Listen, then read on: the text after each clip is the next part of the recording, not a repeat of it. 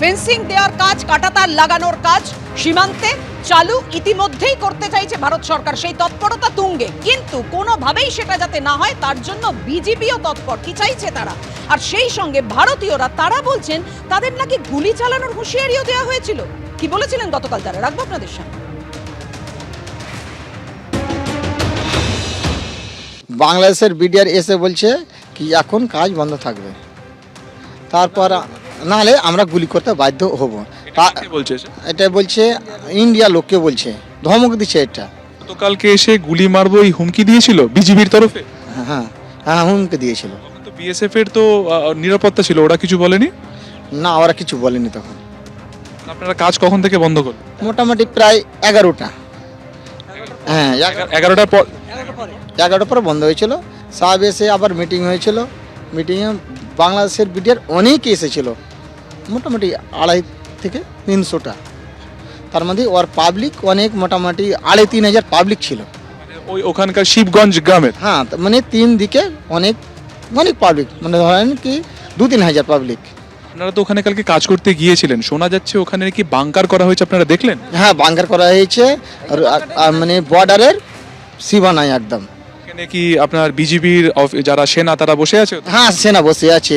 আগে তো এই বাংকার ছিল না, এই বাংকার কি নতুন হয়েছে? হ্যাঁ, নতুন বাংকার হয়েছে এগুলো। কটা বাংকার আপনি দেখলেন? 10-15টা চাইতে বেশি আছে বাংকার। এক একটা বাংকারে কতজন মিলে সেনা রয়েছে করে থাকছে। রাইফেল? হ্যাঁ, রাইফেল একবারে বন্দুক চালু করে থাকছে একদম। মানে তাক তাক করে? হ্যাঁ, রেডি আছে একদম।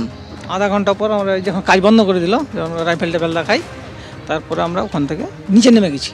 মানে আপনাদের দিকে তাক করেছিল, বলছিল কি বলছিল? এই হট না তো গুলি করে দেবো। তারপরে আপনারা কি ফিরে আসেন? আমরা নিচে নেমে গেছি। ভয় তো সবারই আছে।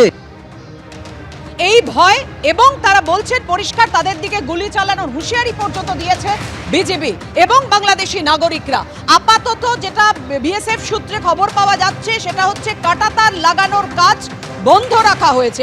সুখদেবপুর গ্রাম অর্থাৎ একেবারে সীমান্তবর্তী গ্রামের যে সীমানা রয়েছে, যা একেবারে বর্ডারকে মিশছে, সেইখানের যে দীর্ঘ 1 কিলোমিটার যে জায়গা রয়েছে সেটা কার্যত আনফেন্সিং বা অরক্ষিত অবস্থাতে রয়েছে।